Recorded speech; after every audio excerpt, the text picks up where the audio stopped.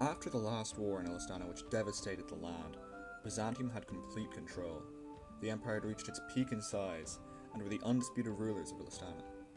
Many people left Asdhellon to find refuge from the authoritarian dictatorship. They went to islands like Lillian, or back to the old lands like Ferzana and Riparia. From there they lived in general peace and prospered. Then one day it happened again. People awoke, not in their beds, but in a tower. Just like the days of Ferzana, another tower had become active, and it was bringing many people to a new land, Asdhellon.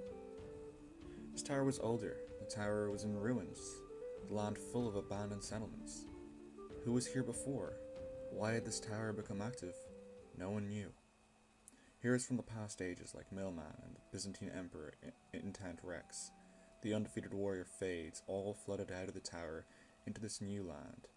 And so, the world's fourth age had begun, and none knew that this would be the world's final age. Almost straight away, the old Emperor of Byzantium put a target on Mill's back for betraying him and going off to new lands. Mill was gravely wounded by Trashy, a warrior poet. Soon, Emperor Rex and his new ally Fades travelled south into the swamplands and created the Ottoman Empire. The old king of Camelot, Icy, then awoke in the tower. Remembered how he woke in a tower in Ferzana, ended up joining the Roman Empire under Logan and Intent Rex. He couldn't let either of them rise again. He went east, into the mountains and built a fortress, the Fortress of Cascadia. The land's powers were beginning to take shape, but then the people began to notice an absence. For all the time, they had been watched over by the Guardian, Meteor, but now, he was nowhere to be seen. The two nations began to grow. So far, the oldest emperor, the Emperor of Rome, Logan, was nowhere to be seen. Maybe not all had been taken to the tower, but why were they chosen? Milman, Trap, and Hina decided to escape the power of the two nations and decided to travel far away. But the Emperor of the Ottomans, Rex, labeled them as heretics and terrorists, and promised to hunt them down. In a close run-in, the Ottomans stole Trap's prized crafting table, enraging the nomads. But then a common enemy appeared, and a shaky truce was made. Both the nomads and the Ottomans rose their armies to attack the End. The ruler of the End, the dragon, had risen. They attacked with brunt force, leading to a long battle in the End dimension.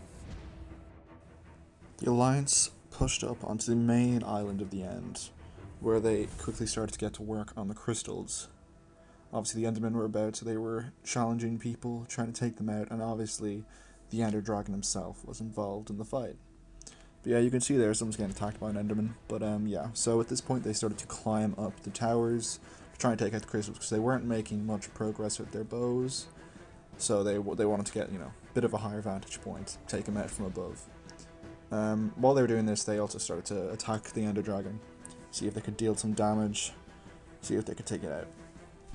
Now, I know Mill was not present for this, the king of the nomads. He was off doing something else. We're not sure what, but he was up to something. But yeah, here you can see Poland trying to take out the pillar there. He's gonna climb over to it. Anyway, finally they took out all the crystals. They'd done a lot of damage to the dragon, so now it was just the main focus to try and take him out and kill him. They're mainly doing that with arrows because the dragon was just flying around. He wasn't landing for a bit. But they didn't have much to do. I mean, there was a lot of them, and the dragon was already pretty low. I mean, this is meant to be a single-player boss.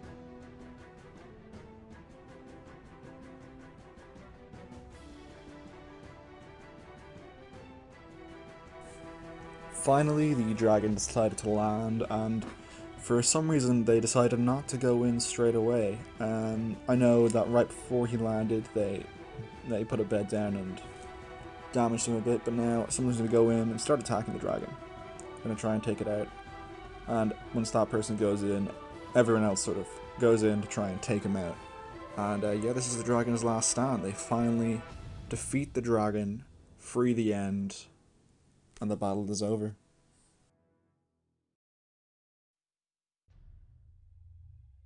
The humans were victorious. They had won without a single loss. Then, out of the ashes of the dragon stepped out a person. masked and levitating. He told them he was their guardian. When Mill called him Meteor, he shook his head and said his name was Glass, but then he disappeared. The Alliance left the end, but Rex betrayed the Nomads, attempting to slaughter them. It was unsuccessful, but now the tensions between the Ottomans and the nomadic tribes were at an all-time high.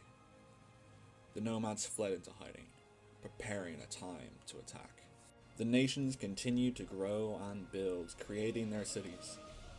Cascadia reached out to Mill's nomadic tribe and made agreements in secret, yet the Ottomans found out and labelled Cascadia as a land that conspired with terrorists.